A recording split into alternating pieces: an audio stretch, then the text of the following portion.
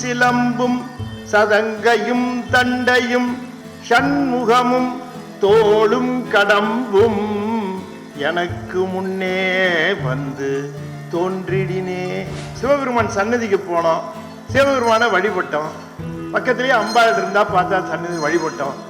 விருன்னு முருகனை விட்டுட்டு போயிட்டோம் வெளியில. முருகன் கோச்சுக்கு வர சரி, அவனுக்கு என்ன அவசரமோ தெரியல. ஒருவேளை சீக்கிரம் சீரியல் ஆரம்பிக்குதுன்னு போயிட்டானோ என்னவோ. கோச்சுக்கு வர அவரு கோச்சுக்க மாட்டார். Murugar what is the meaning of பிரணவான்னு கேட்கல. நான் சொல்லுவேன், பிரம்மா சொல்ல மாட்டாரா? What is the significance of பிரணவான்னு கேட்டார். அதுதான் பொருள் அர்த்தம். உங்க புள்ள பிரமனை சிறையில் அடிச்சு விட்டார். ஓ, என்ன பண்ணணும்? ஏண்டா ஐடி ஐஓடி இத்தனை நாள் என்னடா பண்ணிட்டு இருந்த, இப்ப போய் பாடுறேங்கிறிய? தவசீலர்களுக்கு மட்டும்தான் கிடைக்கும், தவமுடையவர்களுக்கு மட்டும்தான் கிடைக்கும். என்னது? உபதேசம். எந்த புகழ் நம்ம காதுக்கு ரொம்ப இனிமையா இருக்கு? நம்மள புகழ்ந்தா நம்ம காதுக்கு ரொம்ப இனிமையா இருக்கும். சரியா சொல்லிட்டேன். சேவேரும் ஈசர் சுற்ற மாஞான போத புத்தி சிராகவே உரைத்த குருநாதா.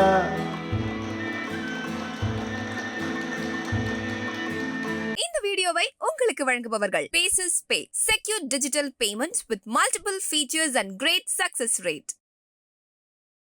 திருச்சிற்றம்பலம். அண்ட சராசரங்களுக்கெல்லாம் அதிபதியாக விளங்கக்கூடிய முருகப்பெருமானுடைய ஒப்பற்ற பெருங்கருணையினாலே அருள்மிகு காமாட்சி அம்மன் உடனாய அருள்மிகு வெள்ளீஸ்வரர் திருக்கோயிலிலே அருள்மிகு முத்துக்குமார சுவாமிக்கு அற்புதமாக கந்த சஷ்டி விழா நிறைவு பெற்று விடையாற்றியில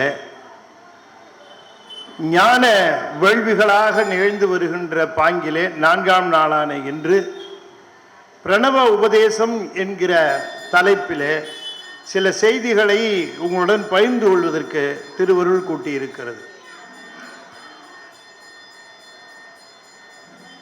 பிரணவ உபதேசம் என்கிற பகுதி கந்தபுராணத்திலே மிக அற்புதமாக சொல்லப்பெற்ற ஒரு பகுதியாக விளங்குகிறது.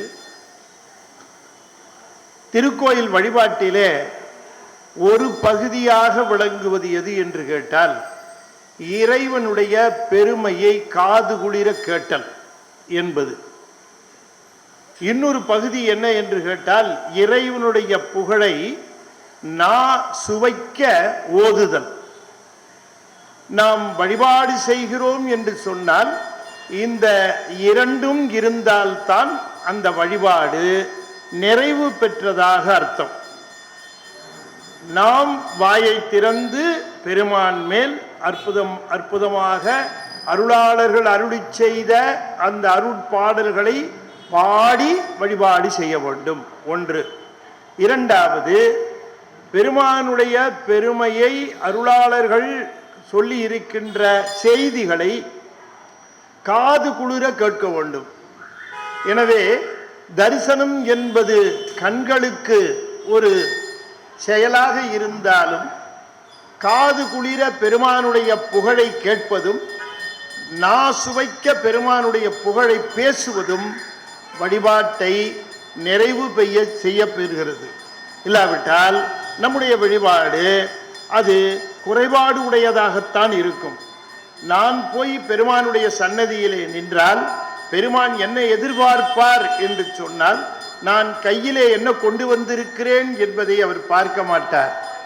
அவருக்கு அது சேரவும் சேராது. போய் நீங்கள் எதை கொண்டு வந்தாலும் அவருக்கு சேரப்போவதில்லை. ஆனால் நீங்கள் அவருக்கு முன்பாக நின்று உங்களுடைய வாயை திறந்து அருளாளர்கள் அருளி செய்த பாடல்கள், உதாரணமாக சொல்லுகிறேனே, அருணகிரிநாதர் 16,000 திருப்புகள் பாடினார். ஆனால் கிடைச்சிருக்கிறது 1310. 1300 திருப்புகள், 10 திருப்புகள் கந்தர் அலங்காரம், கந்தர் அனுபூதி, கந்தர் அந்தாதி, திருவகுப்பு, வேல் விருத்தம், சேவல் விருத்தம், மயில் விருத்தம் என்றெல்லாம் அற்புதமாக இந்த பாடல்களை செய்து வைத்தது எதற்கு? இந்த பாடல்களை புத்தகத்தில் இருப்பதற்காகவா? இல்லை. நாமெல்லாம் அவற்றை வழிபாட்டிலே மனம் குளிர்ந்து பெருமானை வழிபாடு செய்கிற பொழுது இந்த பாடல்களை நாம் ஓத வேண்டும். முருகனை வழிபாடு செய்கிற பொழுது ஒரு திருப்புகழாவது சொல்ல வேண்டும். முருகனை வழிபாடு செய்கிற பொழுது அற்புதமாக முருகன் மேல் இருக்கக்கூடிய கந்தர் அலங்கார பாட்டு ஒன்று சொல்ல வேண்டும். சண்முகர்கிட்ட வந்து நிற்கிறோம்.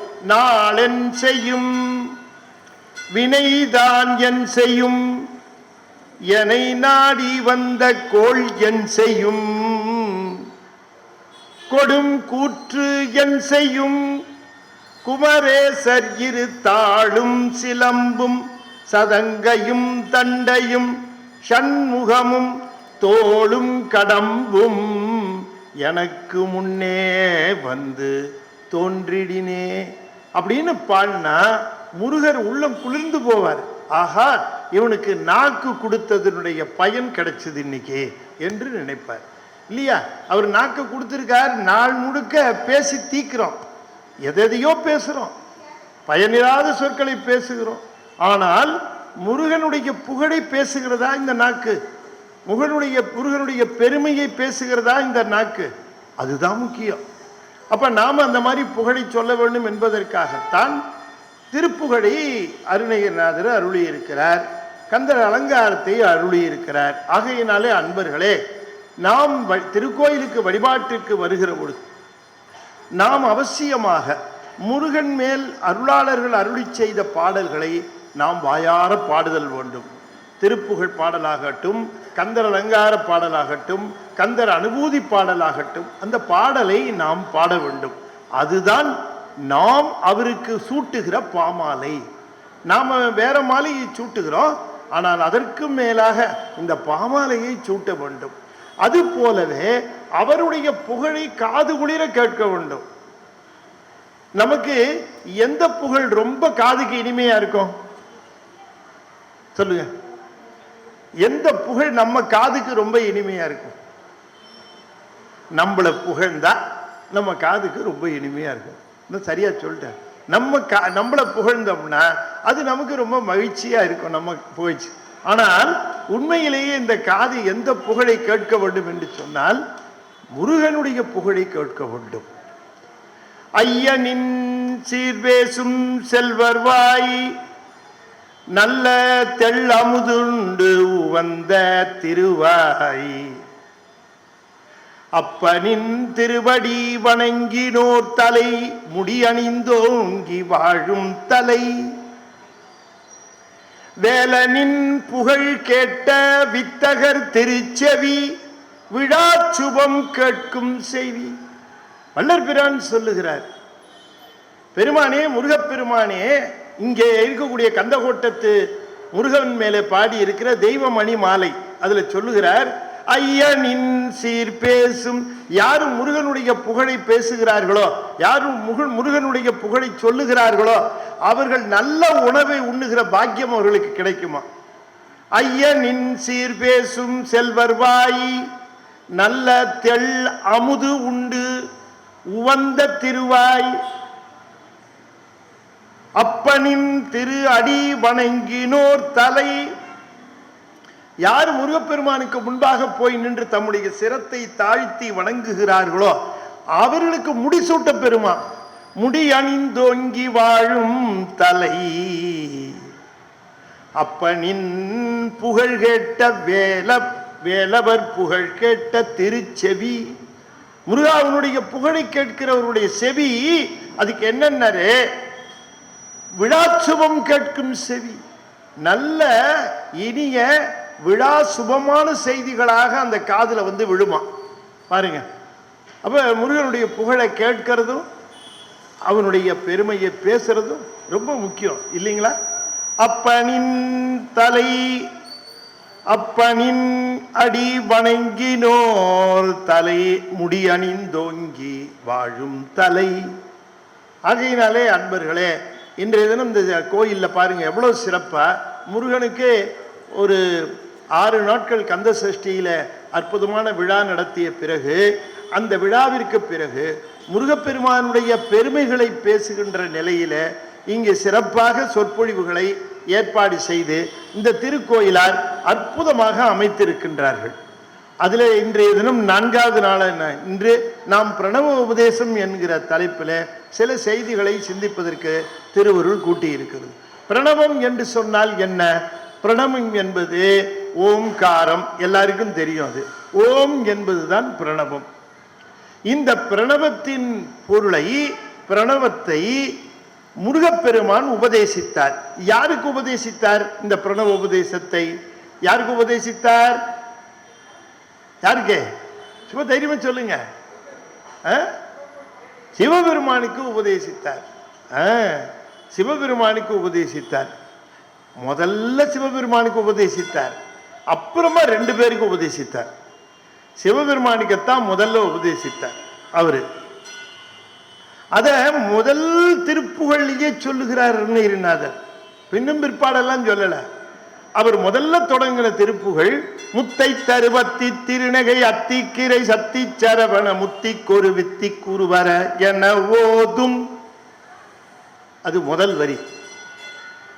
முக்கட்பரமர்க்கு சுருதியின் முற்பட்டது கற்பித்திருவரு 30 முவர்க்க தமரர் மடிப்பேன. இது 2வது வரியில் அந்த செய்தியை சொல்லுகிறார். இந்த பிரணவ உபதேசத்தை முருகப்பெருமான் சிவபெருமானுக்கு உபதேசம் செய்து சொல்லுகிறார். முக்கட்பரமர்க்கு, 3 கண்களுடைய பரமன் எங்கள் சிவபெருமான். முக்கட்பரமர்க்கு சுருதியின் முற்பட்டது பிரணவம், சுருதியின் முற்பட்டது, அதை உபதேசம் செய்தார் என்று சொல்லுகிறார்.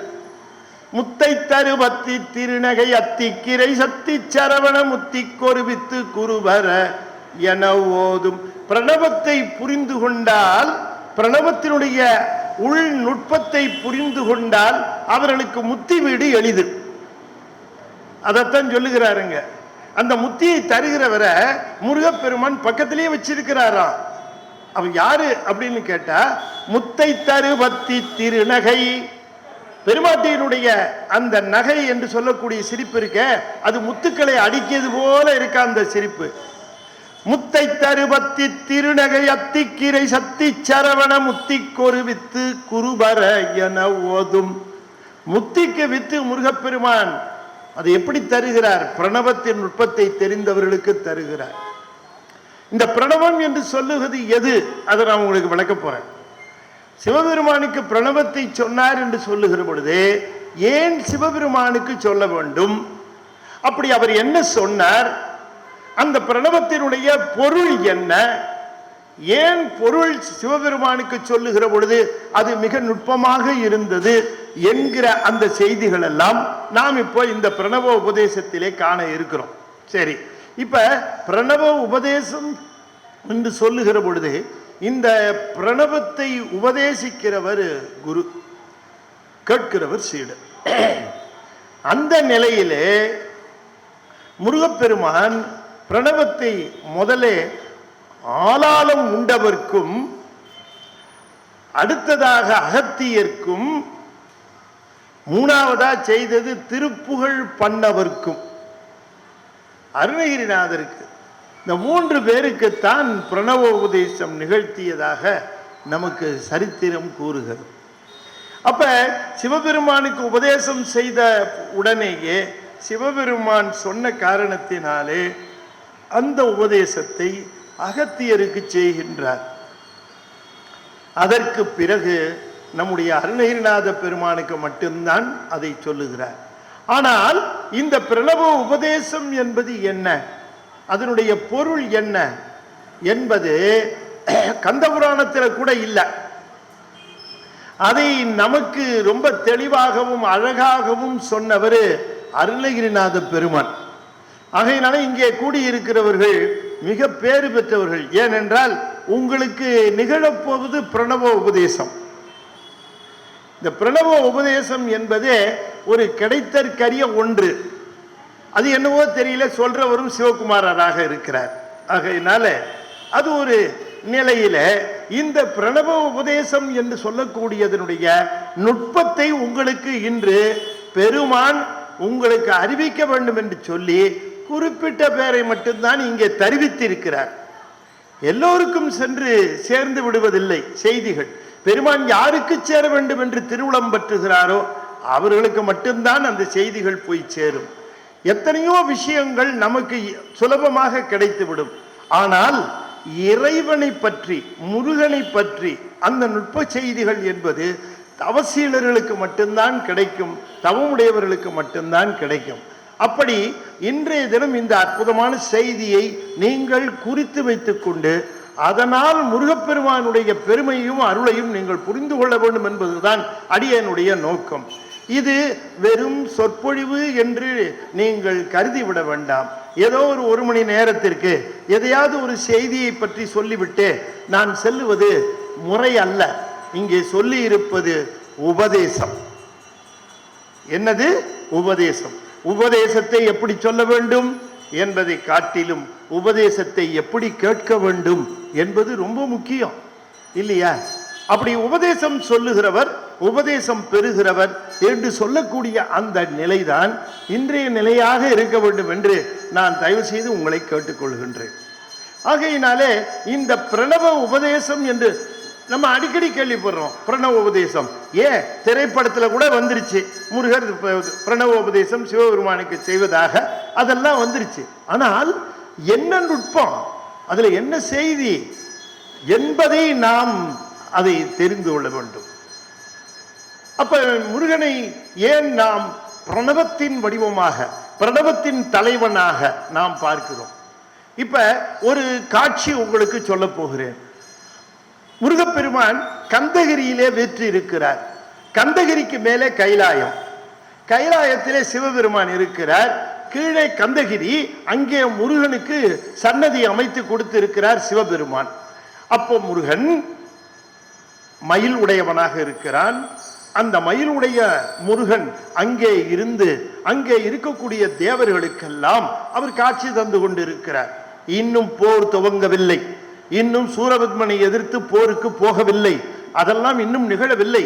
எல்லோரும் என்னை எதிர்பார்த்து கொண்டிருக்கிறார்கள். எப்பொழுது இந்த நல்ல காலம் பிறக்கும், எப்பொழுது முருகப்பெருமான் போருக்கு சென்று சூரபத்மனை சம்ஹாரம் செய்வார், எப்பொழுது நம்முடைய துன்பங்கள் நீங்கும் என்று எதிர்பார்த்து கொண்டிருக்கிறோம்.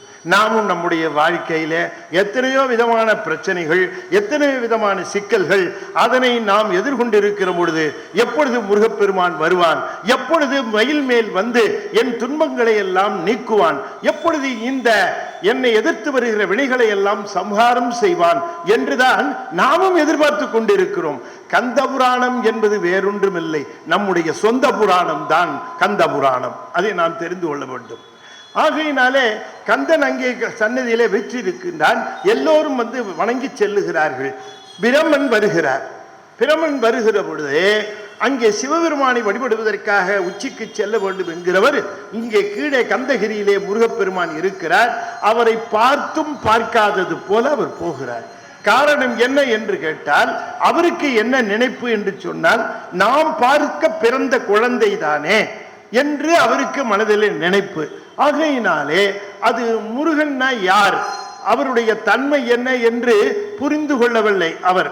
ஆகையினாலே தன்னுடைய அகந்தையினாலே அவர் முருகனை வணங்காமல் அவர்தான் சூரபத்மனை கொன்று சம்ஹாரம் செய்து இவர்களுடைய துன்பங்களிலிருந்து விடுவிக்கப் போகிறவர் என்கிற பிரஜை கூட இல்லாமல் அவர் இவரை வணங்காமல் சிவனை வணங்கினால் போதுமே என்று எண்ணி மேலே சிவனை வணங்க சென்றார். சிவனையும் வணங்கினார். வணங்கி கீழே வந்தார். வருகிற பொழுது முருகப்பெருமான் அங்கே இருந்தார். அவரை வணங்காமல் போனார். ஒன்றும் தப்பு கிடையாது, ஒன்றும் தப்பு கிடையாது. கொஞ்சம் அவசரமா வந்தோம், நேராக சிவபெருமான் சன்னதிக்கு போனோம், சிவபெருமானை வழிபட்டோம். பக்கத்திலேயே அம்பாள் இருந்தா பார்த்தா சன்னதி வழிபட்டோம்.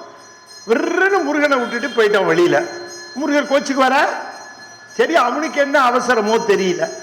ஒருவேளை சீக்கிரம் சீரியல் ஆரம்பிக்குதுன்னு போயிட்டானோ என்னவோ தெரியல. சரி, ஏதோ ஒரு காரணம். கோச்சுக்கு வர அவரு கோச்சுக்க மாட்டார். ஏன்னா நல்ல தெளிவாக தெரிந்தவர்களுக்கு தெரியும், முருகன் வேறு சிவன் வேறு அல்ல.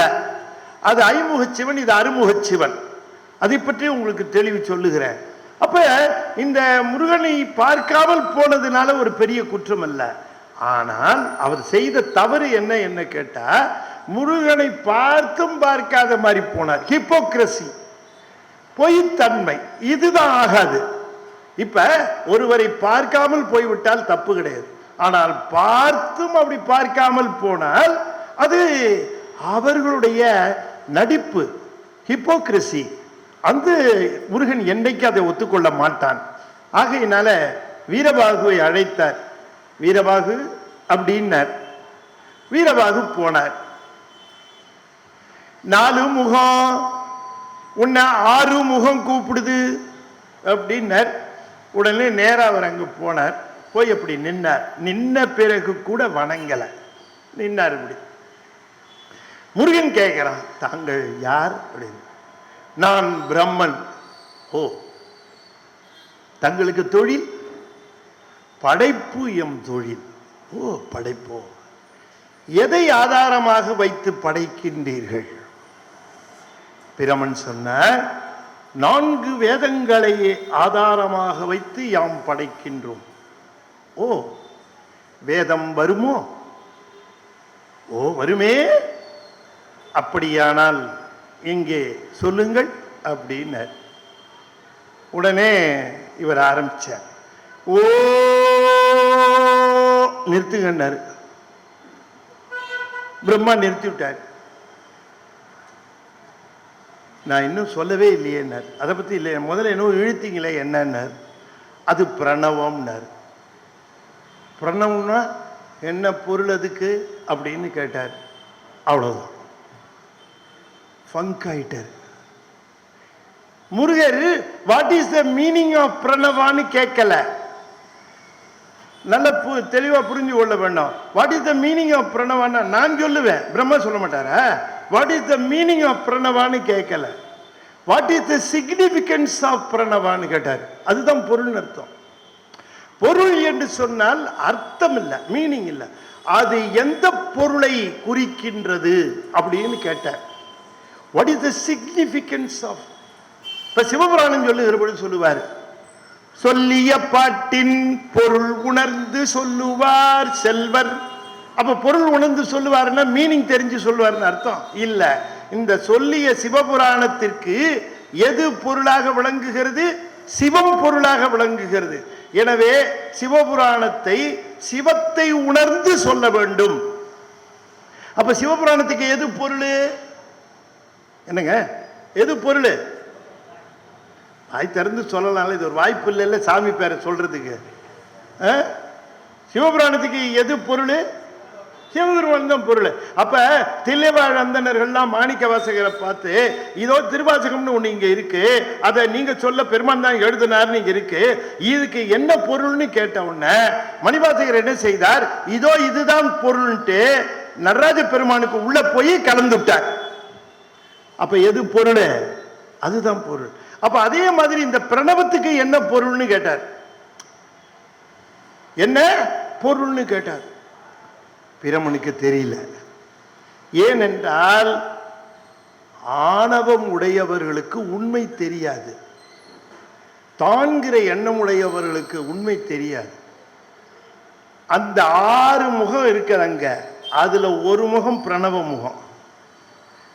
பிரணவத்தின் பொருள் எதுன்னு கேட்ட உடனே, முருகா 6 முகத்துல ஒரு முகம் பிரணவம் தானே, நீதானே பிரணவத்தின் பொருள்னு சொல்லி இருந்தால் சரியா போயிருக்கும். ஆனா அவருக்கு அது தெரியல. திருன்னு விழித்தார். நமக்கு ஏதாவது பையனை கேள்வி கேட்டோம்னா எப்படி முடிப்பான்? எப்படிமா முடிப்பான்? திருன்னு விழிப்பான். 2 கண்ணை வச்சா திருன்னு விழிப்பான். இவருக்கு 4 2 8 கண்ணு. 8 கண்ணையும் விழித்தார். மிகைத்த கண்களை விழித்தனன், அப்பொருள் தெரிந்த திகைத்தனன், வெள்கினன். தெரியாம முழிச்சார். யோசனை பண்ணார். யோசிச்சுக்கிட்டு இருந்தார். நடுக்க ஆரம்பிச்சது. உடனே முருகப்பெருமான் இப்படின்னு கூப்பிட்டார். அவர் குழந்தை எப்படில உட்கார்ந்துருப்பாரு. இவர் நிற்கிறார். இப்படின்னார். கிட்டக்க வர சொன்னார். அவர் கிட்டக்க இப்படி போனார், குனிஞ்சார். ஒரு கிட்டக்க, சரி நமக்கு மட்டும் முருகன் அந்த பொருளை சொல்ல போறார் போல இருக்கு அப்படின்னு குனிஞ்சார்.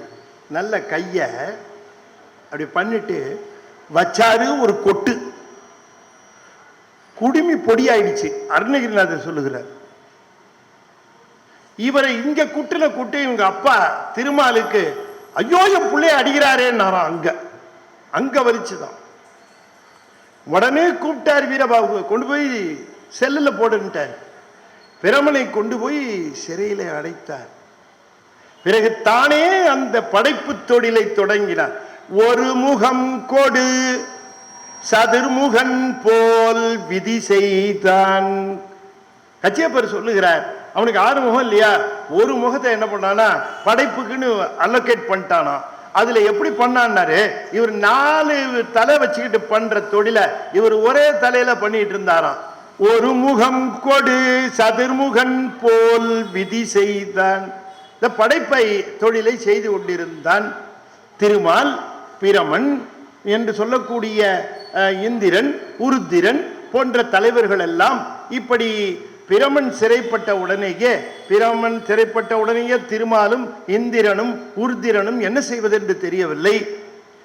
திருமுருகாற்றுப்படையில சொல்லுகிறார், பிரமனுக்கு வேலை போட உடனேய இந்த 3 பேருக்கும் ஆட்டோமேட்டிக்கா போயிடுச்சான்.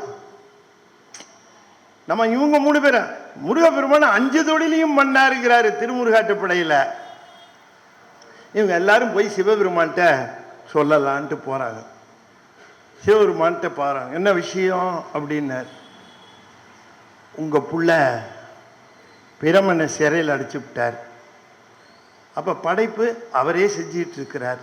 ஓ,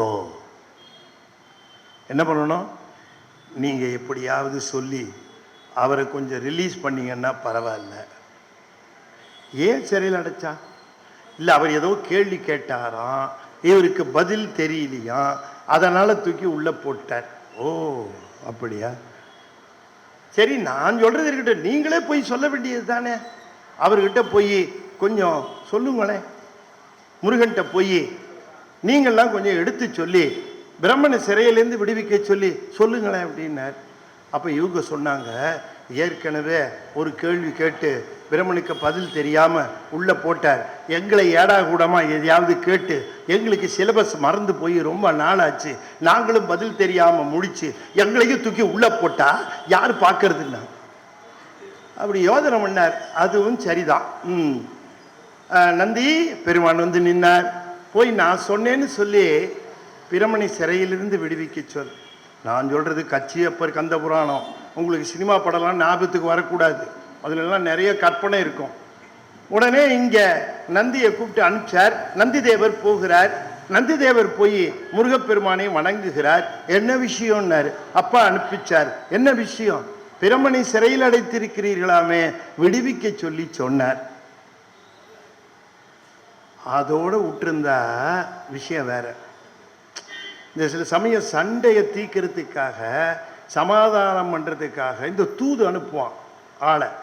அவன் என்ன பண்ணுவான், சிறு சண்டைய சமாதானம் பண்றேங்கிற பேரு வழியிலே பெரிய சண்டையா ஊதி விட்டு வந்துடுவான்.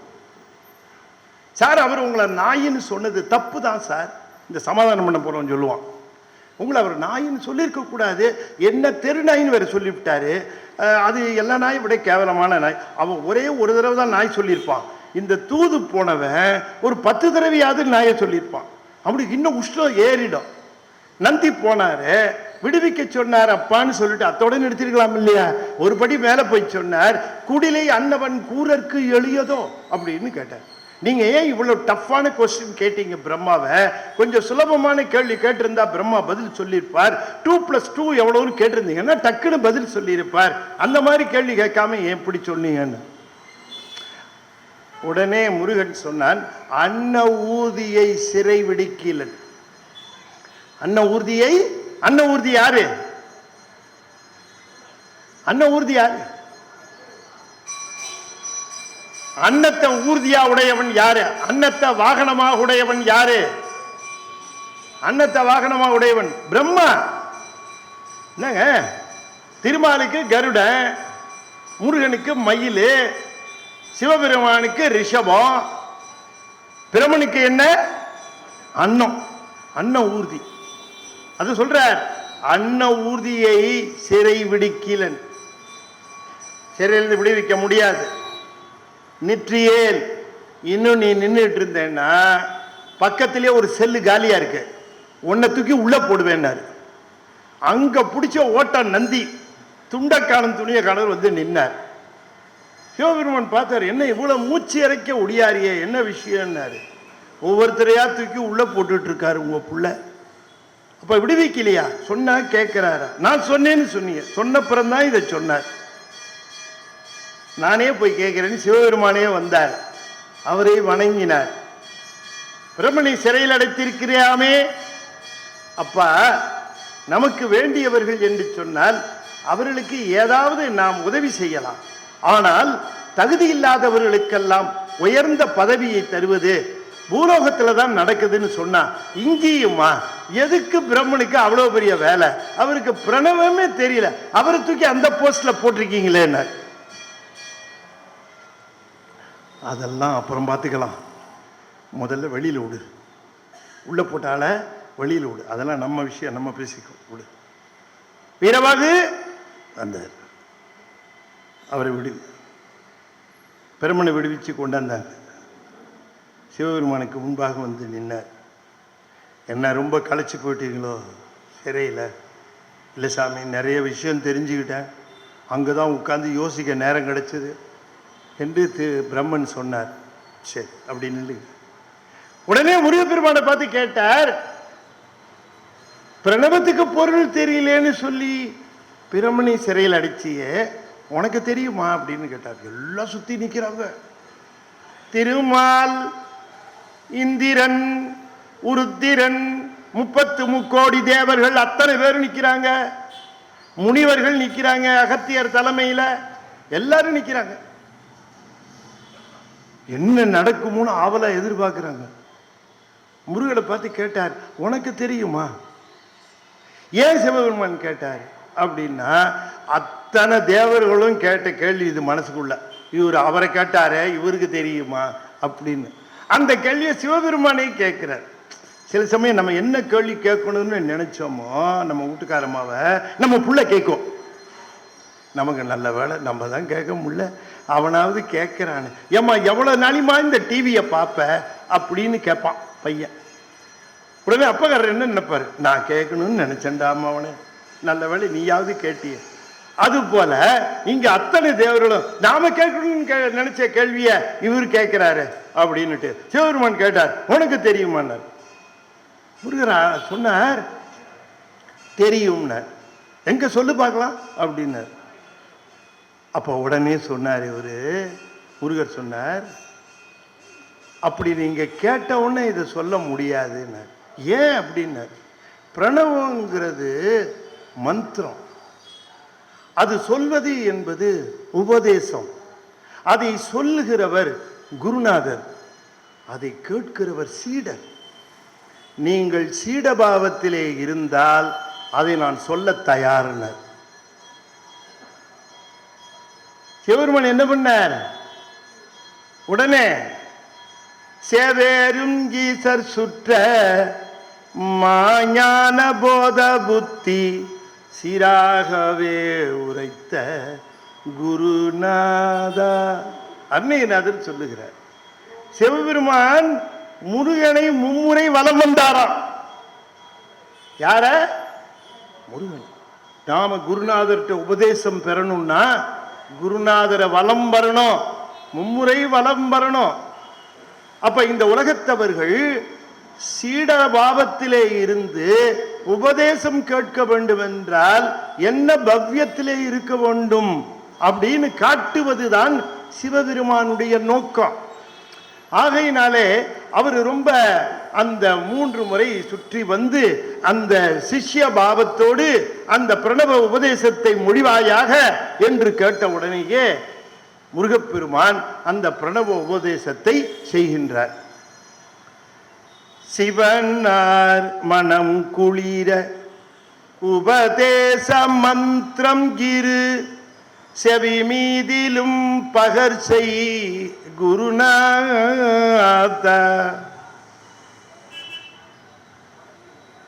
சிவகாம சுந்தரி.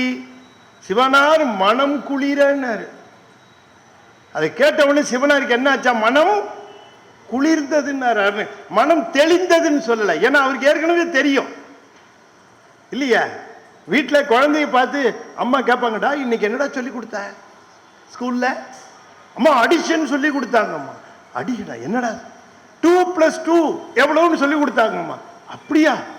எவ்வளோடா உனக்கு தெரியுமாம்மா? எனக்கு தெரியாதுடா, நீ சொல்டா கண்ணா. இன்னும் இந்த குழந்தை 2+2 1 2 1 2 2+2 4 இது கூட தெரியலையம்மா உனக்கு அப்படின்னு. அப்ப இந்த குழந்தைக்கு தெரிஞ்சது தனக்கு தெரியலன்னு அர்த்தமா? இல்ல, முருகனுக்கு தெரிஞ்சது சிவபெருமானுக்கு தெரியும்.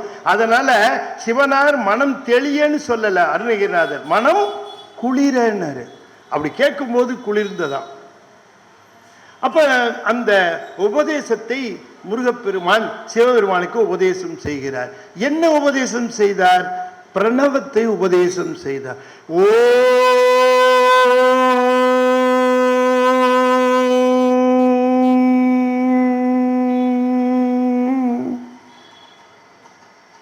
அதுக்கு என்ன பொருள்?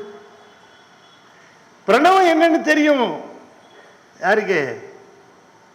பிரம்மனுக்கு தெரியும், எல்லாருக்கும் தெரியும். ஆனா அதனுடைய பொருள் என்ன? What does it signify? அதுதானே முக்கியம். அப்ப பிரணவத்தின் பொருள் என்னன்னு சொன்னாராம். அன்பர்களே, நல்ல தெளிவாக கேட்க வேண்டும். நான் அருணகிரிநாதர்கிட்ட இருந்து தான் பேசுறேன். முருகப்பெருமானும் சிவபெருமானும் என்ன பேசிக்கொண்டார்கள் அப்படிங்கிறத கச்சியப்பர் கந்த புராணத்தில் சொல்லல. அதுக்கப்புறம் எந்த அருளாளரும் சொல்லல. அப்பாவும் பிள்ளையும் என்ன பேசிக்கிட்டாங்கன்னு சொன்ன ஒரே அருளாளர் அருணகிரிநாதர் மட்டும்தான். அருணகிரிநாதர் மட்டும்தான் சொன்னார் அப்பாவும் பிள்ளையும் என்ன பேசிக்கிட்டாங்க. 2 விஷயம் சொல்றாரு. நல்லா கவனமா கேட்டுங்க. நீங்க இது வரைக்கும் கேட்டிருக்க மாட்டீங்க இந்த செய்தி. அப்பாவும் பிள்ளையும் என்ன பேசிக்கிட்டாங்க? 2 விஷயம் சொல்லுகிறார் அருணகிரிநாதர். முதல் விஷயம் என்ன சொல்றாரு? முதல் விஷயம் என்ன சொல்றார்? அப்பாவும் பிள்ளையும் தமிழ்ல பேசிக்கிட்டாங்கன்னாரு. கொன்றை சடையார்க்கு ஒன்றை தெரிய கொஞ்சு தமிழில் பகர்வோனே. கொன்றை சடையார்க்கு ஒன்றை தெரிய கொஞ்சு தமிழில் பகர்வோனே. அப்ப நீங்க முருகப்பெருமானுக்கு முன்னால போய் நின்னீங்கன்னா தமிழிலே நீங்கள் பாடல்களை, திருப்புகளையோ அல்லது அருணகிரிநாதர் அருளி செய்த கந்தர் அலங்காரத்தையோ பாடினால் முருகப்பெருமான் மகிழ்ந்து போவான். அதனால தானே அவ்வளவு பாடி வச்சிருக்கிறார். சொல்லுங்க, எதுக்காக பாடி வச்சிருக்கிறார்? இப்படி பெருமானுக்கு முன்பாக போய் நிற்கிற உடனேயே வழிபாட்டினுடைய நிறைவே எங்க நிகழ்கிறது என்று சொன்னால், நாம் நம்முடைய வாயினாலே பாமாலையை சூட்ட வேண்டும். யார் ஒருவர் முருகனை வணங்குகிறார்களோ, தம்முடைய வாக்கினால் வணங்குகிறார்களோ, அவர்களுக்கு எல்லா விதமான செல்வத்தையும் வாரி வழங்குகின்றான் முருகப்பெருமான். நாள் என் செய்யும், வினைதான் என் செய்யும், என்னை நாடி வந்த கோள் என் செய்யும், கொடும் கூற்று என் செய்யும். அருணகிரிநாதர் கேட்கிற குமரே சங்கிரு தாளும் சிலம்பும் சதங்கையும் தண்டையும் சண்முகமும் தோளும் கடம்பும் எனக்கு முன்னே வந்து தோன்றினே. அப்ப முருகப்பெருமானுக்கு முன்பாக போய் நின்று ஒரு திருப்புகழ், இரவாமல் பிறவாமல் என்னை யாழ் சர்க்குருவாகி பிறவாகி திறமான பெருவாழ்வை தருவாயே. குரமாதை புணர்வோனே குகனே சொல் குமரேசா, அரணாலை புகழ்வோனே அவிநாசி பெருமாளே. சார், எனக்கு ராகமா பாட வராதே சார், எனக்கு இசை தெரியாதே. ஒன்றும் கவலை இல்லை, அதை பற்றி கவலை இல்லை. அருணகிரிநாதர் சொல்லுகிறார், பெருமானுக்கு ரொம்ப பிடிச்சது எதுன்னு கேட்டா, நீங்க ராகத்தோட பாடணும்னு அவசியம் இல்லை. ராகம் தெரிஞ்சா பாடு, பண் தெரிஞ்சா பாடு, இல்லைன்னா படி. ஆனா என்ன முக்கியம்னு கேட்டார், அது ரொம்ப சொல்லுகிறார். முருகனுக்கு முன்பாக பாடுகிற பாடல்ல என்ன முக்கியம்? 2 விஷயம் முக்கியம். ஒண்ணு அழித்து பிறக்க ஒட்டா அயில் வேலன் கவியை அன்பால் எழுத்து பிழையற கற்கின்றீர். அப்ப அந்த பாட்டை எப்படி சொல்லணுமா? அன்பால் சொல்லணும், அவ்வளவுதான். 2வது எழுத்து பிழையற, தப்பு இல்லாம. அப்ப அன்பா பாடு, தப்பு இல்லாம பாடு. முருகப்பெருமானை யார் ஒருவர் திருப்புகழிலே போய் கந்தர் அலங்காரத்திலே போய் தப்பில்லாமல் அன்போடு பாடுகிறார்களோ அவர்களுக்கு என்னைக்கு யமபயம் கிடையாதுங்கிறார். அடித்து பிறக்க ஒட்டாயில் வேலன் கவியை அன்பால் எழுத்து பிழையற கற்கின்றீர். அதை இப்ப படிக்காம எப்ப படிக்கிறது? கண்ணு காது மூக்கு நாக்கு எல்லாம் ஒழுங்கா வேலை செஞ்சுட்டு இருக்கும் பொழுதுதானே கோயிலுக்கு வரணும். ரொம்ப பேர் சொல்றான், இப்பவே என் கோயிலுக்கு போறவனையும் எடுப்பான். ஏன் இப்பவே போற, என்ன அவசரம், எப்ப போகணுங்கிறான். 5 ஆஃப் ஆனதுக்கு அப்புறம் போலாங்கிறான். புரியுதா என்ன 5 ஆஃப் ஆனது? 5 ஆஃப் ஆனதுக்கு அப்புறம் போனா என்ன, இல்ல போகாட்டி தான் என்ன? இந்த 5 வேலை செய்யும் பொழுது தானே வந்து பார்க்கணும். யார் ஒருவர் கந்தர் அலங்காரத்தையும் திருப்புகழையும் பாடுகிறார்களோ அவர்களுக்கு யமபயம் இல்லைன்னார். அழித்து பிறக்க ஒட்டா அயில் வேலன் கவியை அன்பால் எடுத்து பிழையற கற்கின்றீலி. எரியும் உண்டதென்ன. யமன் வருகிற பொழுது எப்படி வருவான்? எல்லாருக்கும் வரத்தான் போறான், ஒருத்தரையும் ஸ்பேர் பண்ண மாட்டான். ஐயோ இவர் நமக்கு வேண்டியவர், நமக்கு எய்த்து வீட்டுக்காரரு, இவர் நம்ம பக்கத்து வீட்டுக்காரரு அப்படின்னு பாப்பான். நத்திங் டூயிங், எல்லாருக்கும் வருவாரு. வரும்போது எப்படி வருவார்? சிரிச்சுக்கிட்டே வருவாரா? சார் எப்படி இருக்கீங்க, வரீங்களா போலாமா அப்படின்னு கேட்டு வருவான். கடுங்கோபமா வருவானோ, காது மூக்குலையும் புகை வருமா, கொடுங்கோபச்சு ரொம்ப கோபமா வருவானா. ஏன்? உடனே அவனை பார்த்து, hello mister Yamadharman, will you please wait for 5 minutes? why?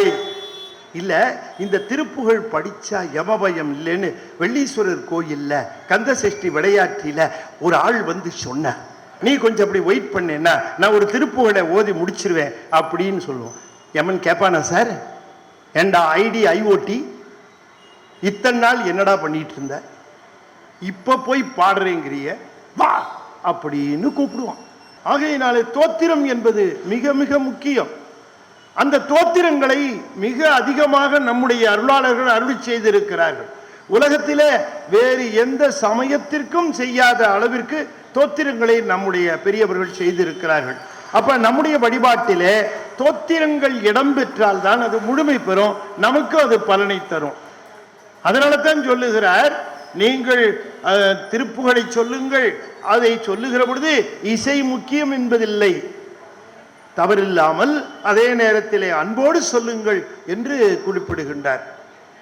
ஆக இங்கே முருகப்பெருமான் சிவபெருமானுக்கு உபதேசம் செய்கின்றார், முருகப்பெருமானிடமிருந்து உபதேசம் பெறுகின்றார். இந்த பிரணவத்தின் பொருள் என்ன என்பதை சொல்லுகிறார். என்ன பிரணவத்தின் பொருளாக சொன்னார்? அதை ரொம்ப அழகா சொல்லுகிறார் அருணகிரிநாதர். மழலை மொழி கொடு ஒளி தர தெளி திகழ் அறிவை அறிவது பொருள்கன அருளிய பெருமாளே. அருணகிரிநாதர் ஒருத்தர் தான் பிரணவத்திற்கு உபதேசத்திற்கு விளக்கம் சொன்னவர். வேறு எந்த நூலிலும் எங்கேயும் நாம் பார்க்க முடியாது. சாமி மட்டும்தான் சொன்னார். அப்பாவும் பிள்ளையும் என்ன பேசிக்கிட்டாங்க அப்படிங்கிறது சொல்லுகிறார். இவர் எப்படி சொன்னார் அதுன்னு கேட்டா, அப்பா பிள்ளைகிட்ட என்ன பேசினாரோ, பிள்ளை அப்பா கிட்ட என்ன பேசினாரோ அதை அருணகிரிநாதர் கிட்ட முருகன் சொன்னார், அவருக்கு உபதேசம் செய்தார். ஆகையினாலே தனக்கு தெரிந்த ஒரு விஷயத்தை எல்லா உயிர்களுக்கும் சொல்ல வேண்டும் என்று நினைக்கிற பொழுது அருணகிரிநாதர் கருணைக்கு அருணகிரி என்கிற பெயர் தான் இல்லையா. ஒருத்தர் ரேஷன் கடைக்கு போனார், சக்கரை வாங்கணும்ட்டு போனார். போகிற பொழுது அங்க போய் ரேஷன் கடைக்கிட்ட போன உடனே இந்த கெரசின் டின்னெல்லாம் இறக்கி வச்சிட்டு இருந்தாங்க. ரொம்ப நாளா கெரசின் ஊத்தல. அப்ப இவர் கேட்டார், என்னங்க கெரசின் ஊத்த போறீங்களா அப்படின்னாரு. ஆமாண்ணா. அடடா, நான் கேன் எடுத்துட்டு வராம போயிட்டேன், காசு எடுத்துட்டு வராம போயிட்டேன்னு. அதுக்கு இந்த ஒரு நிமிஷம் வரேன்னு வேக வேகமா ஓடி வந்தாரு வீட்டுக்கு. அடுத்த வீட்டுக்காரன் திண்ணையில உட்கார்ந்து இருந்தான். என்னையா ரேஷன் கடைக்கு போறேன்னு திரும்பி வந்துட்டியா, என்ன விஷயம்னா. பைய மறந்து வச்சுட்டேன், எடுத்துட்டு போக வந்தேன்னா. கெரசின் ஊத்துறாங்கன்னு சொன்னா இவன் போய் வாங்கிடுவான்னுட்டு இவன் அதை கூட சொல்லாம போகிறான். என்ன நல்ல எண்ணம் பாருங்க இல்லையா? இவன் ஊத்தல கெரசின், கவர்மெண்ட் ஊத்துது. ஆனாலும் கூட அதை சொல்றது கூட மனசு வரல. ஆனால் முருகப்பெருமானிடம் தான் கேட்ட சிவ ரகசியத்தை, பிரணவத்தினுடைய விளக்கத்தை எல்லா உயிர்களும் தெரிந்து எல்லாம் நன்மை பெற வேண்டும் என்று சொன்னாரே அருணகிரிநாதர், அவரை கருணைக்கு அருணகிரின்னு சொல்றதுல என்ன தப்பு இல்லையா? தான் பெற்ற இன்பம் பெருகை வையகம், அதுதானே முக்கியம். அதை சொல்லுகிறார். மழலை மொழி கொடு தெளித்தர ஒளித்திகள் அறிவை அறிவது பொருள் என அருளிய பெருமாளே. என்ன மொழியில சொன்னாரா? மழல மொழியில சொன்னார். முருகர் குழந்தை தானே, அப்ப மழல மொழியில சொல்லுகிறார். துன்னு இந்த குழந்தை மழல மொழியில துத்துங்க. பெத்தவங்களுக்கு மட்டும்தான் தெரியும், பேரண்ட்ஸுக்கு மட்டும்தான். வந்திருக்கவங்களுக்கு புரியாது. அது பாட்டுக்கு எதாவது வந்த கெஸ்ட்டுக்கு புரியாது. என்ன பையன் என்னவோ தத்துங்கிறானே அப்படின்னு. ஒன்றும் இல்லை, மாமா வந்து 3 நாள் ஆச்சே கிளம்பலையான்னு கேட்குறான். நான் அவன் ஒரு பிட்டு போடு இல்லையா? குழந்தை சொல்றது என்னன்னு புரியாது. ஒருவேளை முருகப்பெருமான் அப்படி மழலை மொழியில என்ன சொல்றதுன்னு தெரியாம இவரா புரிஞ்சுக்கிட்டார இல்ல. மழலை மொழி கோடு தெளித்தர அன்னைக்கு நான் சொல்லுகிறேன், தெளிவா சொன்னானாம் முருகன். என்ன சொன்னாருன்னாரு, ஒளித்திகள் அறிவை அறிவது பொருள். என்ன அற்புதம்! நாம தெரிந்து வைத்திருக்கிற பொருள்கள் எல்லாம் அறிவற்ற பொருள்கள். நாம் துணை என்று கருதுகிறவை எல்லாமே அறிவற்றவை. நாம் நமக்கு சாஸ்வதம் என்று நினைத்து கொண்டிருக்கிற எல்லாத்துக்குமே அறிவு கிடையாது. ஆனால் அறிவை அறிவது பொருள் என்று சொன்னார். இப்ப இந்த மொத்த பிரபஞ்சமும் எப்படி வந்தது அப்படிங்கிறதுக்கு நம்முடைய சைவ சமயத்தில் விளக்கம் சொல்லி இருக்கிறார்கள். அதை நாம் தெரிந்து கொள்ள வேண்டும். எங்கிருந்து இவ்வளவும் தோன்றியது? அதைத்தான் சுவிட்சர்லாந்து நாட்டில் ஜெனீவா நகரத்தில் அதில் ரொம்ப ஒரு பெரிய டெஸ்ட் கண்டக்ட் பண்ணாங்க. எப்படி ஈவன் மாலிக்யூல்ஸ், ஆட்டம் கூட மாஸ் இருக்க, அதுக்கு எப்படி மாஸ் வருது? ஆட்டத்தை பிளந்தா அதுல எலக்ட்ரான் இருக்கு, நியூட்ரான் இருக்கு, புரோட்டான் இருக்கு, அதுக்கு மாஸ் இருக்கு, அதுக்கு பொருள். எப்படி இதுக்கு இந்த மாஸ் கிடைக்குது அப்படின்னு டெஸ்ட் கண்டக்ட் பண்ணாங்க. கடைசியில பல கோடி ரூபாய் ஒவ்வொரு நாடும் பல கோடி இன்வெஸ்ட் பண்ணுது. எல்லா நாடுமே பணத்தை முதலீடு செஞ்சு அதுல மொத்தமா அந்த பணத்தை செலவு பண்ணி பல முறை டெஸ்ட் பண்ணாங்க, கண்டுபிடிக்க முடியல. டெஸ்ட் எல்லாம் ஃபெயிலு. கடைசியா இப்பதான் ஒரு பெரிய டெஸ்ட் கண்டக்ட் பண்ணாங்க. அந்த மிகப்பெரிய டெஸ்ட்டை கண்டக்ட் பண்ணுகிற பொழுது பூமிக்கு கீழே 250 மீட்டருக்கு கீழே அந்த டெஸ்ட்டை கண்டக்ட் பண்ணாங்க. பூமிக்கு கீழே இந்த தடவையாவது இந்த டெஸ்ட் பலிக்கணும், இது தப்பா போயிடக்கூடாது, பல நாடும் தங்களுடைய பணத்தை இதில் போட்டிருக்கு என்று சொல்லி அந்த பரிசோதனையை செய்தார்கள். அந்த பரிசோதனை செய்யறதுக்கு முன்னால் அந்த சயின்டிஸ்ட் எல்லாம் சேர்ந்து ஒரு விஷயத்தை யோசனை பண்ணாங்க. அந்த விஷயத்தை அப்ப நம்முடைய அப்துல் கலாம் என்று சொல்லக்கூடிய அவரை அணுகி அவரை கேட்டாங்க, நாம இந்த டெஸ்ட் நாங்க செய்ய போகிறோம், நாங்க என்ன கேள்விப்படுகிறோம் என்று சொன்னால் இந்தியாவில் இந்த மாதிரி ஸ்பேஸுக்கு ஒரு பெரிய கடவுள் இருக்கிறார், அவர் இந்த ஸ்பேஸ்ல காஸ்மிக் டான்ஸ் செய்கிறார் என்று நாங்கள் கேள்விப்படுகிறோம். நாம ஸ்பேஸ் சம்பந்தமான டெஸ்ட் செய்யறதுனால இந்த ஸ்பேஸுக்கு சம்பந்தமாக இருக்கக்கூடிய ஒரு இறைவனை நாம நினைத்து இந்த டெஸ்ட் செய்யலாம்னு நினைக்கிறோம், அதுக்கு நீங்க உதவி செய்யணும் அப்படின்னு கேட்ட பொழுது அப்துல் கலாம் சொன்னார், நீங்க சொல்றது உண்மைதான், ஸ்பேஸ் சம்பந்தமான அந்த கடவுள் அவர் தான் காஸ்மிக் டான்ஸ் ஆடுகிறார் என்று பரவழியில கூத்தாடுகிறார் என்று சொல்லுகிறார், அவர் தான் சைவ சமயத்தில் ஸ்ரீ நடராஜ பெருமான் என்று சொல்லப்படுகிறவர் என்று சொன்னார் அவர். அப்ப உடனே அவர் கேட்டார், அப்படி என்றால் அவருடைய திரு உருவத்தை நீங்கள் இங்கே எங்களுக்கு தர முடியுமா என்று கேட்டார். அதனால என்ன வருவிக்கிறேன் என்று இங்கிருந்து தமிழகத்தில் இருந்து ஒரு நடராச பெருமான் ஜெனீவாவுக்கு போச்சு. நான் சொல்றது எல்லாமே நடந்த விஷயம், கற்பனை. ஜெனீவாவுக்கு போச்சு. ஜெனீவாவுக்கு போனது முக்கியம் இல்லை, 250 மீட்டர் கீழே போச்சு அது. அங்க அதை வைத்து வழிபாடு செய்தார். இது உண்மையானு தெரிஞ்சுக்கிறதுக்காக அடியன் சுவிட்சர்லாந்து போயிருந்தப்ப அந்த ஜெனீவாவுக்கு போக வேண்டும் என்று கேட்டேன். என்னை அழைத்து போகிறீர்களான்னு இந்த நிகழ்ச்சி ஏற்பாட்டாளர்களிடம் கேட்டேன். அவர்கள் அழைத்து போகிறோம்னு போனாங்க. அங்கே போன பிறகு நான் அந்த நடராஜ பெருமானை பார்க்க வேண்டும் என்றேன். ஆனால் மிக மிக ரகசியமாக வைக்கக்கூடிய ஒரு இடம், பாதுகாப்பான இடம், மற்றவர்களுக்கு பார்க்க முடியாது. ஆனால் நீங்கள் கேள்விப்படுகிற செய்தி உண்மை என்று சொன்னார்கள். அப்ப அந்த டெஸ்ட் அதற்கு பிறகு செய்தார்கள். அன்பர்களே பாருங்க, இத்தனை தடவை ஃபெயில் ஆகி போன டெஸ்ட் முதல் முறையாக வெற்றி பெற்றது உலக அரங்கில. அத்தனை பேருக்கும் மகிழ்ச்சி. கண்டுபிடிச்சாங்க, அதுக்கு பேர் வச்சாங்க. அதுக்கு பேர் காட் பார்ட்டிகிள்னு பேர். நீங்க ஹிந்து பேப்பரை பார்த்தீங்கன்னா அந்த காலத்தில் அது ரொம்ப பிரபலமாக அதை பற்றி பேசுவாங்க. இந்த காட் பார்ட்டிகிள் என்று ஒன்று உண்டு. அதுதான் எல்லாவற்றிற்கும் பொருள் திணிவு கொடுக்கிறது. அதுதான் பொருளுக்கு மாஸ் என்று சொல்லக்கூடியது கொடுக்கிறது என்று கண்டுபிடித்தார்கள். பல பல கோடி ரூபாயை செலவு செய்து கண்டுபிடித்த அந்த செய்தியை என்னிடம் 1 கோடி கொடுத்திருந்தால் நான் தெளிவாக சொல்லியிருப்பேன். சைவ சமயத்திலே அதற்கு பெயர் மாயை என்று நாங்கள் இட்டிருக்கிறோம். மாயை தான் அத்தனைக்கும் பொருள் திணிவு தருகிறது என்று நான் சொல்லியிருப்பேன். இவ்வளவு ரூபாய் செலவு பண்ணி கண்டுபிடிச்சத அன்னைக்கு நம்முடைய சைவ சித்தாந்திகளே, நம்முடைய சைவ சமய அருளாளர்களே அற்புதமாக கண்டுபிடித்திருக்கிறார்கள். இந்த மாயையிலிருந்து உருவானது தான் இந்த உலகம் முழுக்க. அது சுத்த மாயை என்று பெயர். இந்த சுத்த மாயையை முதலாக தன்னுடைய பேரருள் சக்தியினாலே பெருமான் தூண்டுவார். அப்படி தூண்டுகிற பொழுது எழுந்த முதல் ஆற்றல் பிரணவம். அந்த பிரணவம் என்று சொல்லக்கூடிய முதல் ஆற்றல் எழுந்தது. அந்த பிரணவம் தான் பிறகு நாதம் விந்து என்று பிரிந்தது. நாதம் என்பது சொல், விந்து என்பது ஒளி. ஒலியும் ஒளியுமாக இந்த உலகம் தோன்ற ஆரம்பித்தது. முதலிலே ஒலி, பிறகு ஒளி. அது நாதம், இது விந்து. நாத விந்து கல்லாதி நமோ நம. நம்முடைய அருணகிரிநாதர் சொல்லுவார், இந்த நாதம் விந்து என்று சொல்லக்கூடியதுதான் அடிப்படை உண்மையாக தோன்றியது. இந்த நாதம் விந்து ஓம்காரத்தில் தோன்றியது. ஓம்காரம் எதில் தோன்றியது? சுத்தமாயையில். சுத்தமாயில் எப்படி தோன்றியது? பெருமான் தன்னுடைய கருணையினாலே அதனை தூண்டினார், தன்னுடைய ஆற்றலினாலே தூண்டினார், தன்னுடைய இச்சாசக்தியினாலே தூண்டினார், அது தோன்றியது.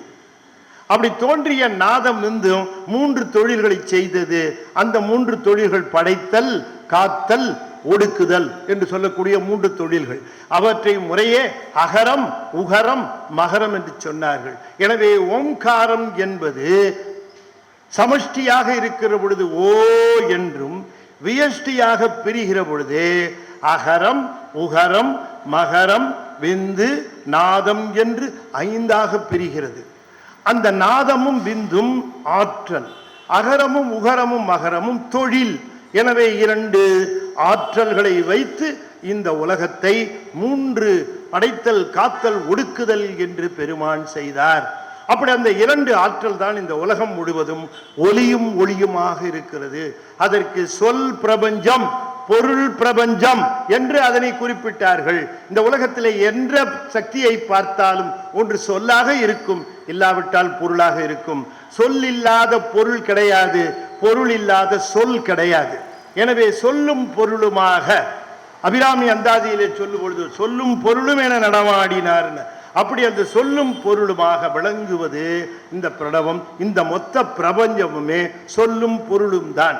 ஆகவே சொல் பிரபஞ்சம், பொருள் பிரபஞ்சம் என்று சொல்லக்கூடிய இதற்கு சொல்லுக்கு மந்திரம், பதம், வண்ணம் என்று 3 அத்துவாக்களும், அதே நேரத்திலே பொருள் பிரபஞ்சத்திற்கு தத்துவம், கலை, புவனம் என்று சொல்லக்கூடிய 3 அத்துவாக்களுமாக 6 அத்துவாக்கள் அமைந்தது. இந்த 6 அத்துவாக்களுக்கும் அரசனாக விளங்குகிறவன் ஷண்முகன் என்று சொல்லக்கூடிய முருகப்பெருமான்.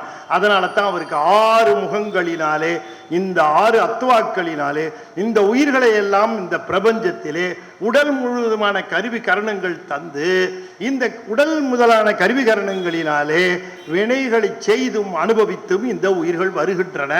எனவே நமக்கு தெரிவது இந்த உலகம், அதிலே தெரிவது சொல்லும் பொருளும். அந்த சொல்லும் பொருளும் நாத விந்திலிருந்து வந்தது என்பதை தெரிந்து கொள்ள வேண்டும். நாத விந்து என்பதும் பிரணவத்தின் கூறு என்று தெரிந்து கொள்ள வேண்டும். பிரணவம் என்பது இறைவனால் ஊக்குவிக்கப்பட்ட ஆற்றல் என்று தெரிந்து கொள்ள வேண்டும். எனவே பொருளை பார்க்கிற பொழுது, உலகத்தை பார்க்கிற பொழுது இந்த உலகப் பொருள்களிலே மயங்கி விடாமல் இதற்கு அரசனாக விளங்கக்கூடிய முருகனிடம் நாம் லயிக்க வேண்டும், அங்கே செல்ல வேண்டும். எனவே அறிவை அறிவது பொருள், அறிவற்ற பிரபஞ்சத்தை தெரிந்து கொள்வதல்ல. இந்த அறிவற்ற பிரபஞ்சம் இது பிரணவத்தினுடைய வெளிப்பாடு. ஆனால் பிரணவத்திற்கே அரசனாக இருக்கிறவன் முருகப்பெருமான். எனவே நாம் அறிந்து கொள்ள வேண்டியது இந்த உலகத்தை அல்ல, இந்த உலக பொருள்களை அல்ல. நாம் அறிந்து கொள்ள வேண்டியது முருகப்பெருமானை, அவனுடைய கருணையை. இதுதான் பிரணவத்தினுடைய பொருள் என்று சொன்னார்.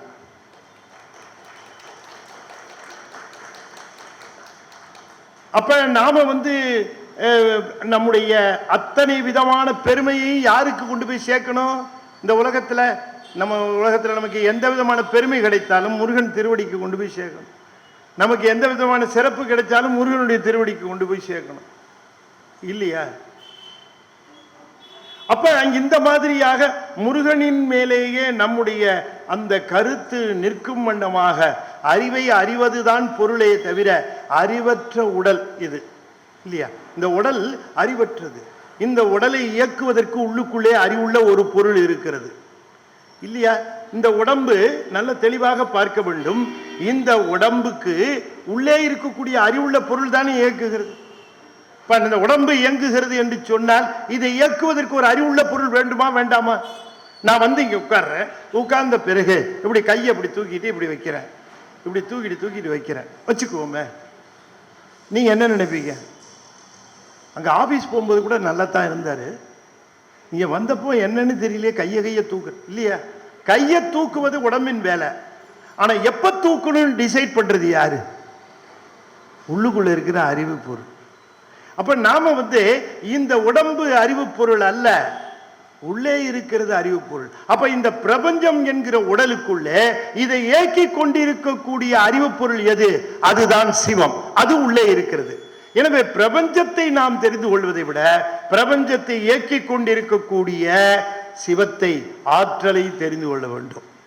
அதுதான் முருகப்பெருமான். இப்ப ரொம்ப பேர் நினைக்கிறாங்க சிவம்னு ஒண்ணு இருக்கு, முருகன் ஒண்ணு இருக்கு, ரெண்டு பேரும் வேற வேற. நல்லா தெளிவாக தெரிந்து கொள்ள வேண்டும். சிவத்திடம் இருந்து முருகன் வந்தான் என்று சொல்லுவது தவறு. சிவத்திடம் இருந்து முருகன் வந்தான் என்று சொல்லுவது தவறு. சிவமே முருகனாக வந்தான் என்றுதான் சொல்ல வேண்டும். ஏன்? இப்ப சிவத்துக்கு எத்தனை முகம் நீங்க சொல்லுங்க, உங்களை கேட்கிறேன். நான் ஒன்றும் மார்க் போடுற போறதில்லை, ஃபெயில் பாஸ் போடுற போறதில்லை, சும்மா தைரியமா சொல்லுங்க. சிவனுக்கு எத்தனை முகம்? 5 முகம். முருகனுக்கு எத்தனை முகம்? 6 முகம்.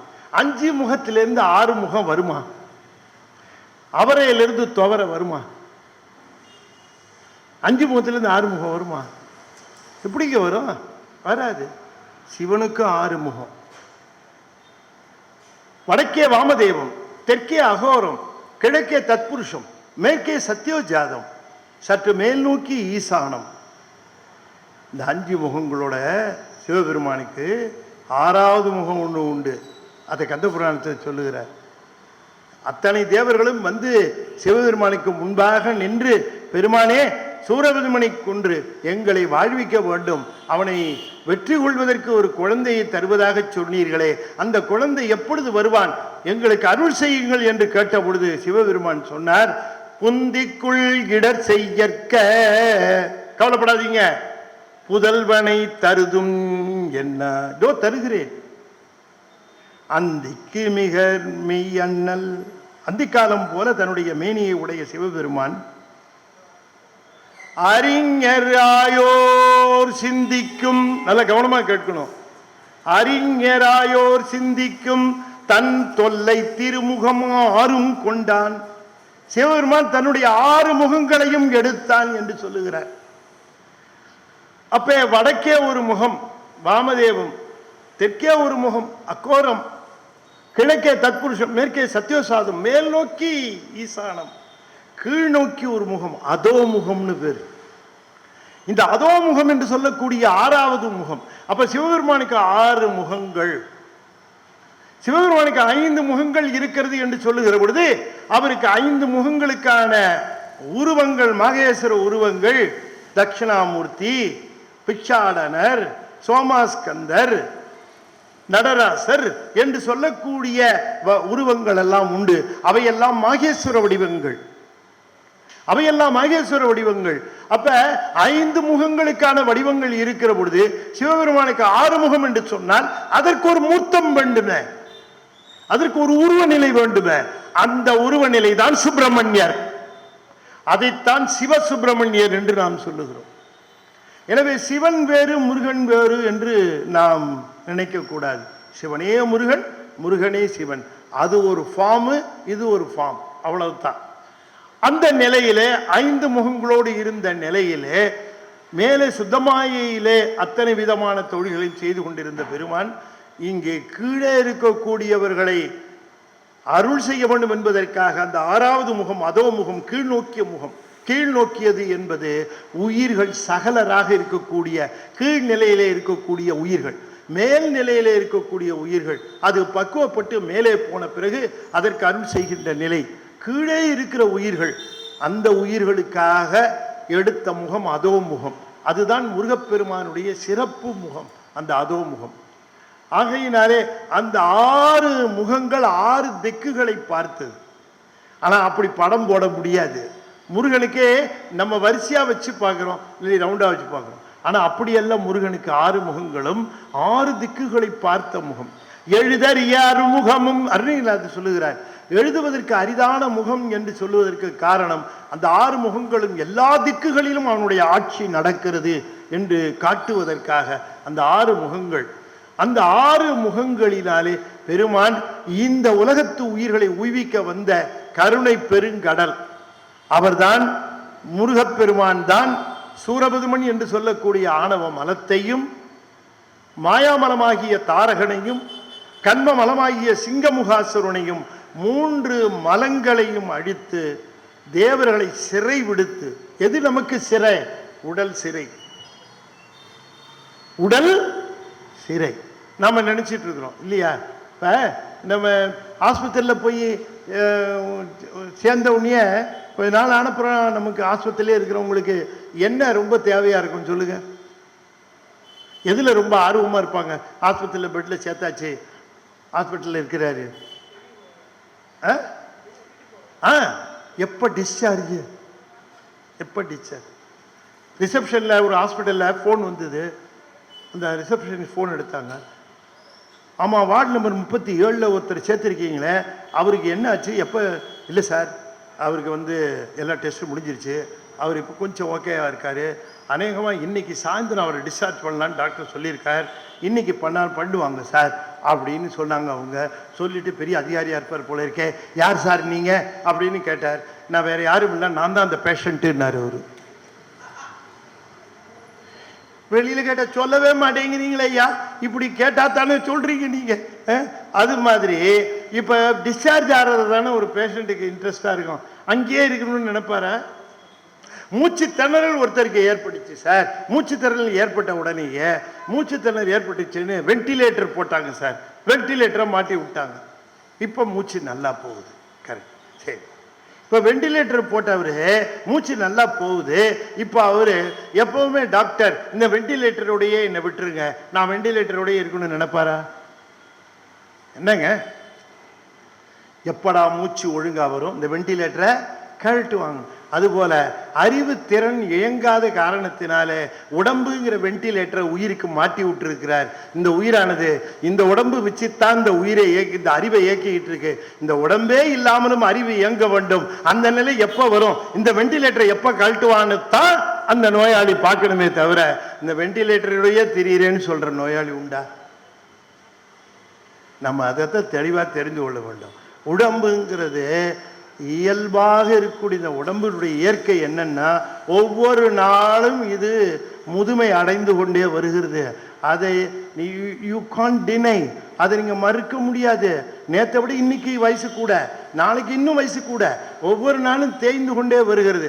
வளர்ந்து கொண்டே உடம்பு ஒரு நாள் தேய்ந்து கொண்டே போகும், யாராலையும் ஒன்றும் பண்ண முடியாது.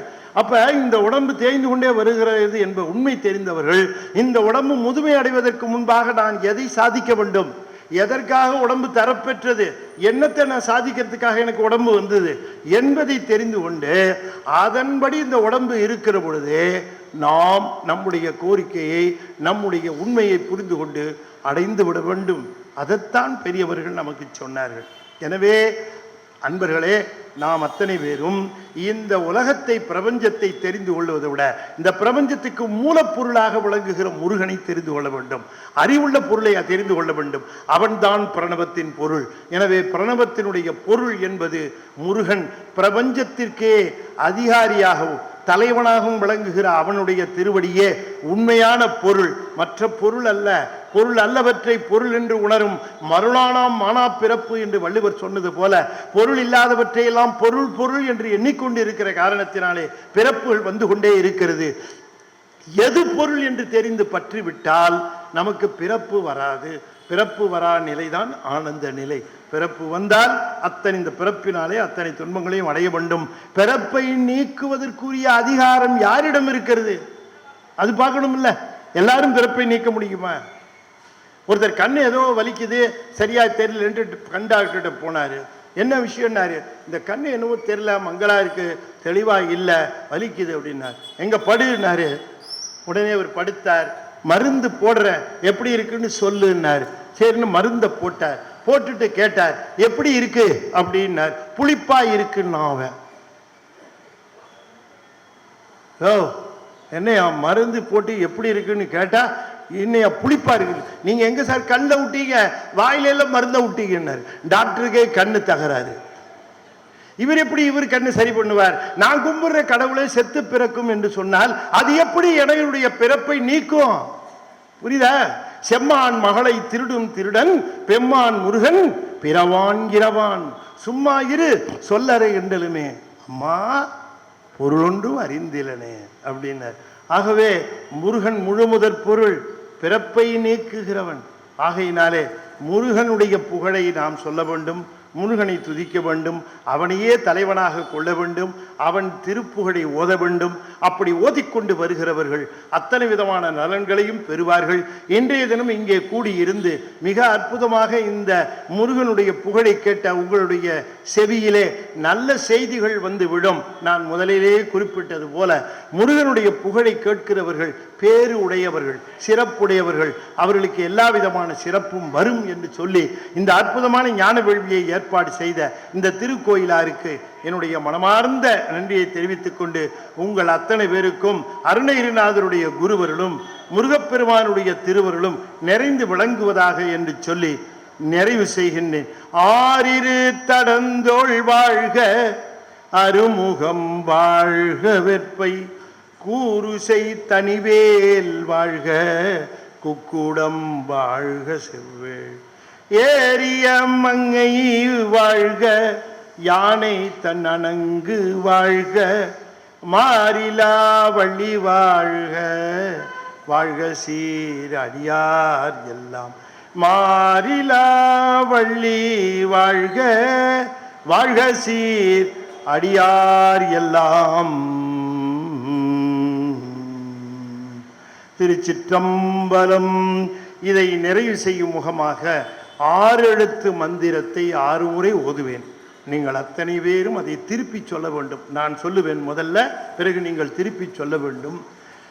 பக்தியும் ஞானமும் பரவிடும் மார்க்கம்,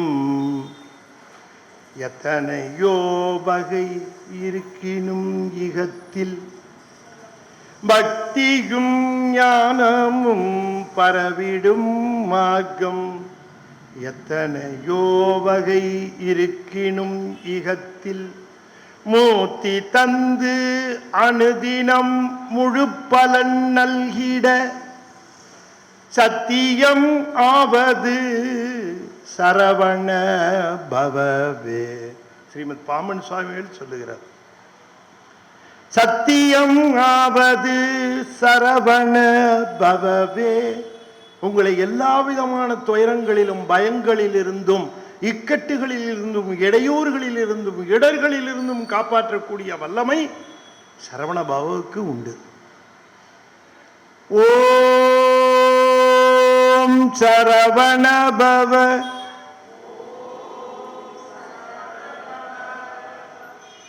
நல்ல வாய் விட்டு சொல்லலாம். ஏன்னு கேட்டீங்கன்னா, நான் ஒரு உண்மையை சொல்றேன். சரவண பவன்னு சொன்னீங்கன்னா அதிகமான பலன் வீட்டில். ஆனால் அதையே கோயிலில் வந்து சரவண பவம் வந்துருன்னு சொன்னீங்கன்னா ஒரு தடவைக்கு 100 தடவை சொன்ன மாதிரி. ஏதோ சினிமா டைலாக் மாதிரி இருக்கா? இங்கேருந்து சுட்டது தான் அது. ஒரு தடவை சொன்னால் 100 தடவை சொன்ன மாதிரி. சரி, அப்போ 5-6 தடவை சொன்னால் எத்தனை தடவை? 600 தடவை. அப்போ ஒவ்வொருத்தரும் 600 தடவைன்னா இங்கே ஒரு 50 பேர் இருக்கிறாங்கன்னு வச்சுக்கோங்க. 50 தடவை 600ஆல் பெருக்கணும். அப்போ 50 × 600 எவ்வளவு? 30,000 தடவை. நீங்கள் மட்டும் இங்கே 6 தடவை சொன்னால் 30,000 தடவை சரவண பவ சொன்ன வலிதான் உங்களுக்கு கிடைக்கும். வேணுமா வேணாமா? கந்தகிரிக்கு கேட்கணும் அது. ஓம் சரவண பவ. ஓம் சரவண பவ. ஓம் சரவண பவ. ஓம் சரவண பவ. ஓம் சரவண பவ. ஓம் சரவண பவ. ஓம் சரவண பவ. ஓம் சரவண பவ. வெற்றிவேல் முருகனுக்கு அரோகரா. திருச்சிற்றம்பலம். அன்பர்களே, ஒரு சின்ன அறிவிப்பு. நான் ஒரே ஒரு நிமிஷம்.